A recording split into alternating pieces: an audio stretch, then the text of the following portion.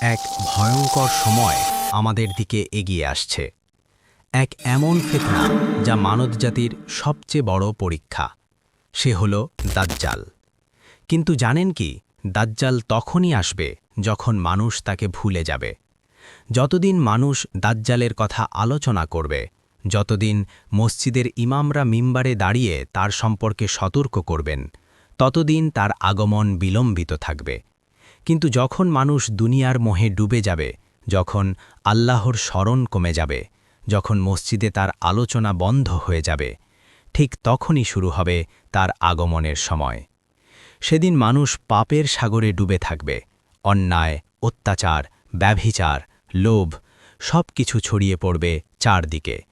মানুষ এমন এক অবস্থায় পৌঁছাবে যেখানে সত্য আর মিথ্যার পার্থক্য করা কঠিন হয়ে যাবে। মানুষের ঈমান হবে খুবই দুর্বল, কচু পাতার উপর পানির মতো, একটুখানি ধাক্কাতেই ঝরে পড়বে।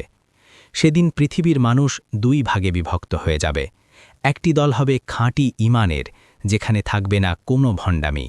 আরেকটি দল হবে কপটতায় ভরা, যেখানে থাকবে না কোনো সত্যিকার বিশ্বাস। যখন এই অবস্থা তৈরি হবে, তখন বুঝে নিন দাজ্জালের আগমন খুবই নিকটে। দাজ্জাল আসার আগে কিছু ভয়ঙ্কর লক্ষণ প্রকাশ পাবে। নদীর পানি শুকিয়ে যাবে, কূপগুলো খালি হয়ে যাবে, গাছপালা হয়ে যাবে বিবর্ণ ও প্রাণহীন। পূর্ব দিক থেকে বইবে এক অদ্ভুত বাতাস, যা গরমও নয়, ঠান্ডাও নয়। এ বাতাস ধ্বংস করে দেবে বহু কিছু এবং মানুষের জীবনে নিয়ে আসবে ভয়াবহ পরিবর্তন।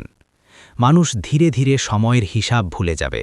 দিন, মাস, এমনকি চাঁদের গণনাও বিভ্রান্ত হয়ে যাবে। এসব কিছুই ইঙ্গিত দেয় একটি ভয়ঙ্কর সময় আমাদের দিকে এগিয়ে আসছে। তাই এখনই সময় নিজেকে প্রস্তুত করার, নিজের ঈমানকে শক্ত করার, আল্লাহর দিকে ফিরে আসার।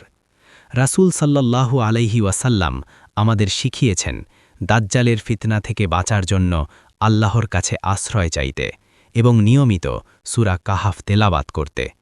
কারণ দাজ্জাল শুধু একটি নাম নয়, এটি একটি কঠিন পরীক্ষা। আপনি কি সেই পরীক্ষার জন্য প্রস্তুত?